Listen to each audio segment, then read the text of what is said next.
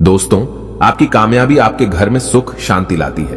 आपका हमेशा मुस्कुराना, हमेशा खुश रहना और स्वस्थ रहना जीवन की बेहतरीन खुशियां देता है और आपको इस दुनिया का सबसे सुखी इंसान भी बनाता है। आज की जो कहानी मैं आपको सुनाने जा रहा हूं, इस कहानी में सारी दुनिया का ज्ञान समाहित है और सभी मुसीबतों का समाधान भी है। इसलिए इस कहानी को आप अंत तक जरूर देखिएगा।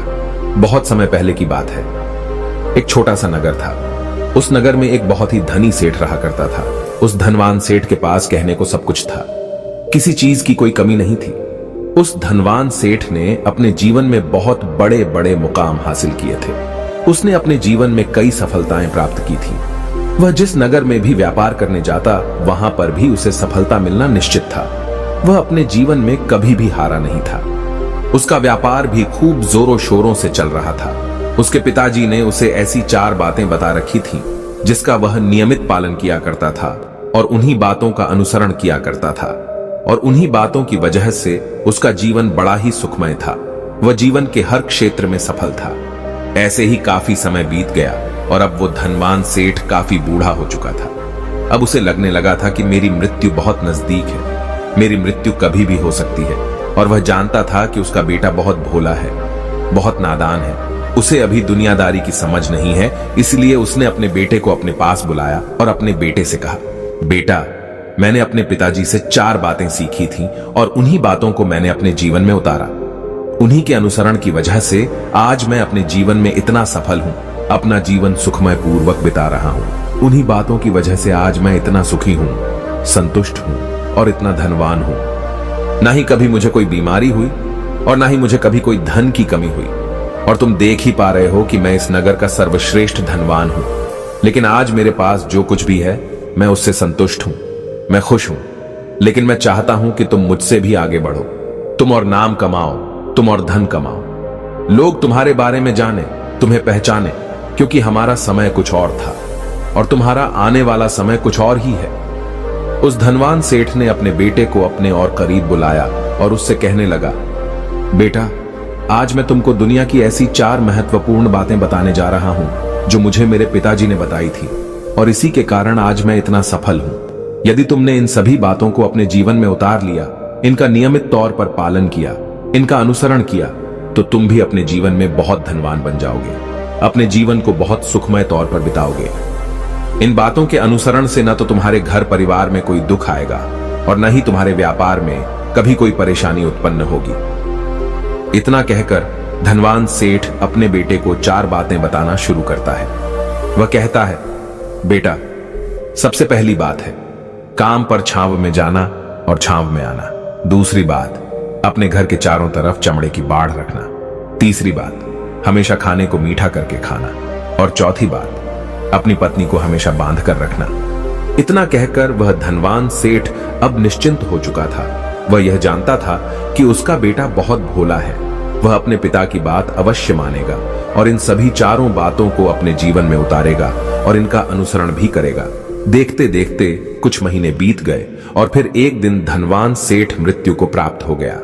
अपने पिता की मृत्यु के बाद उस धनवान सेठ के बेटे ने उन सभी 4 बातों को एक कागज पर लिख लिया ताकि वह उन्हें भूल न जाए और उन्हीं बातों को वह अपने जीवन में उतारने लगा। उन 4 बातों का अनुसरण करने लगा। सबसे पहली बात जो उसके पिता ने उससे कही थी, छांव में जाना और छांव में आना, तो उसने अपने घर से लेकर अपनी दुकान तक पूरे रास्ते पर एक टेंट लगवा दिया, क्योंकि उसके पास पैसा तो बहुत था और उसे कोई रोकने वाला भी नहीं था। जब भी कोई उससे पूछता कि आखिर तुमने ऐसा क्यों किया, तो वह उसके जवाब में बस इतना ही कहता कि मेरे पिताजी ने मुझसे ऐसा ही करने को कहा है। इसके बाद उसने अपने पिता की अगली बात का अनुसरण किया। उसने अपने घर के दोनों तरफ चमड़े की एक दीवार खड़ी करवा दी। इसे देखकर आसपास के लोग बहुत क्रोधित हो गए। वे लोग उससे झगड़ा करने पर भी उतर आए। कई लोगों ने तो यह तक कह डाला कि आखिर तुमने ऐसा क्यों किया, चमड़े की बाड़ तुमने क्यों खड़ी करवा दी, चमड़े से बहुत बदबू आती है और इससे हमें तकलीफ होती है, इसे आज ही निकलवा दो। लेकिन कोई उसका कुछ भी ना बिगाड़ सका, क्योंकि उसके पास बहुत पैसा था। इसलिए कोई भी व्यक्ति उसका ज्यादा समय तक विरोध न कर सका और उसने भी मन बना लिया था कि वह अपने पिता की सभी बातों को पूरे दिल से मानेगा। उसके पिता ने उसे तीसरी बात कही थी, खाने को मीठा करके खाना। जिस कारण वह अपनी पत्नी से हर रोज खाने में कुछ मीठा ही बनवाता था। कभी सेवियां, कभी खीर, कभी हलवा तो कभी मिठाइयां। हमेशा यही सब खाता रहता। और उसके पिता ने उसे चौथी बात कही थी, अपनी पत्नी को हमेशा बांध कर रखना, जिस कारण वह हर रोज अपनी पत्नी को रस्सी से बांध कर रखता था। ऐसे ही कई दिन बीत गए और देखते ही देखते अब वह सेठ के बेटे का जीवन धीरे धीरे बर्बाद होने लगा था, क्योंकि उसने अपने पिता की सभी बातों का गलत मतलब निकाला था और वह उसी के अनुसार उनका पालन कर रहा था। देखते देखते उसका उतना बड़ा व्यापार अब ठप होने लगा था। उसके यहां पर ग्राहकों की संख्या कम होने लगी थी, क्योंकि जब उसका मन करता तब वह दुकान जाया करता और जब उसका मन करता तो वह दुकान से वापस घर लौट आता। उसका अपने पिताजी के इस कारोबार में मन नहीं लगता था। इस कारण उसके सारे ग्राहक अब उससे नाराज होने लगे थे। उसके सारे ग्राहक अब एक एक करके उस दुकान को छोड़ते चले जा रहे थे। इसी कारण उसका पूरा व्यापार अब ठप हो चुका था। जिस व्यापार को खड़ा करने में उसके पिताजी ने खून पसीना एक कर दिया था, उस व्यापार को उसने कुछ ही महीनों में पूरी तरह से बर्बाद कर दिया था। अब उसका धंधा बहुत कम हो चुका था, जिस कारण वह बहुत परेशान रहता था। वह बहुत चिंतित रहता था और इसके साथ ही उसने अपने घर के चारों तरफ चमड़े की दीवार खड़ी करवाई थी। उस कारण आसपास पर बहुत गंदी बदबू फैल चुकी थी। इसलिए जो भी उसके आसपास रहते थे उन सभी ने वह घर छोड़कर कहीं और पर अपना बसेरा बसा लिया। चमड़े की बदबू के कारण अब उसके घर में भी कोई नहीं आता था। यहां तक कि उसके मित्र और रिश्तेदार भी उस घर में आने से कतराते थे।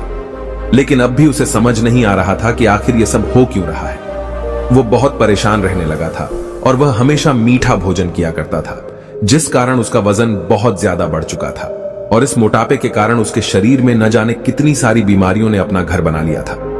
आए दिन उसके घर पर वेद आने लगे थे। इन्हीं कारणों से अब उसका पैसा भी इन चीजों में बर्बाद होने लगा था और अपने पिता की चौथी बात उसने मानी थी। वह थी अपनी पत्नी को बांध कर रखता, जिसकी वजह से उसकी पत्नी उससे नाराज हो गई और वह घर छोड़कर अपने मायके लौट गई। उसने अपनी पत्नी को मनाने की कोशिश की, तरह तरह के उपाय किए, लेकिन उसकी पत्नी नहीं मानी।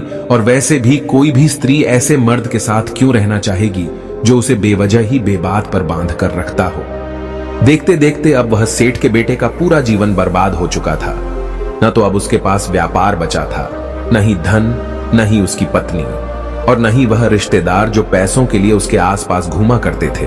और तो और अब उसका स्वास्थ्य भी ठीक नहीं रहता था, जिस कारण वह बहुत चिंतित रहने लगा था, बहुत परेशान रहने लगा था। उसे यह सब समझ ही नहीं आ रहा था क्या हो रहा है और क्यों हो रहा है। इन सभी बातों को लेकर तो बहुत परेशान रहता और वह मन ही मन अपने पिताजी को कोसा करता, कहता, पिताजी आपने तो मेरा पूरा जीवन बर्बाद कर दिया। आपकी उन 4 बातों के कारण आज मुझसे मेरा सब कुछ छिन चुका है। न तो मेरे पास व्यापार रहा, न ही धन दौलत, न ही वह रिश्तेदार, न ही मेरी पत्नी, और यहां तक कि मेरे स्वास्थ्य ने भी मेरा साथ छोड़